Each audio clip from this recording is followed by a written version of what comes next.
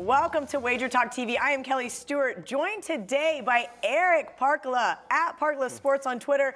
Super exciting. If you guys haven't heard the news, Wager Talk now partnered with Sportsmemo, so we're doing a little bit of fun stuff, kind of get to know your handicapper. Eric, okay, like how have we never met before? 2007, you moved here. I moved here in 2007. You got a master's degree from Kansas State. Go Cats. Tell me a little bit about yourself. Well, yeah, I moved to Las Vegas 2007, graduated from University of Michigan, electrical engineering degree. 2009, I went back to Kansas State. Like I said, I've never stepped foot in Kansas. I did it all online. So I have a master's degree in electrical engineering. Like most people who are in this industry, I started betting sports when I was a kid.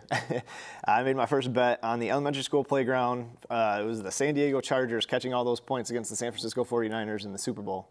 And I took the Chargers. That's great, because I definitely lost my first sports bet. I was such a K-State homer at 9 years old. I bet some kids straight up, and K-State was probably getting like 19.5 versus Nebraska, and so I definitely lost that game. So you do a lot of the same stuff that all the other guys do: college football, NFL, college basketball, NHL, MLB. What are some of your favorite sports to handicap?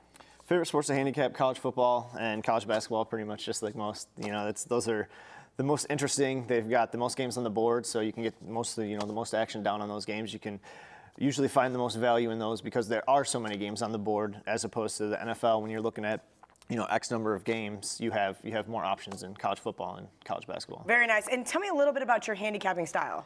So it's a little bit of analytical. I do a lot of predictive modeling, engineering background, a lot of boring spreadsheets, but they work. I make my numbers each week, and I go off of those. I love it. Anything else you have for the viewers?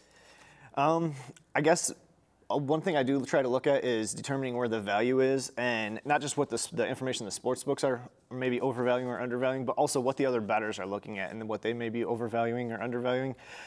Specifically injury information, what player's out, how much that affects the line, should it affect the line that much, and that sort of stuff. Great stuff. I love it. You guys can follow Eric on Twitter at Parkila Sports, and make sure you check out all of his stuff on Sportsmemo.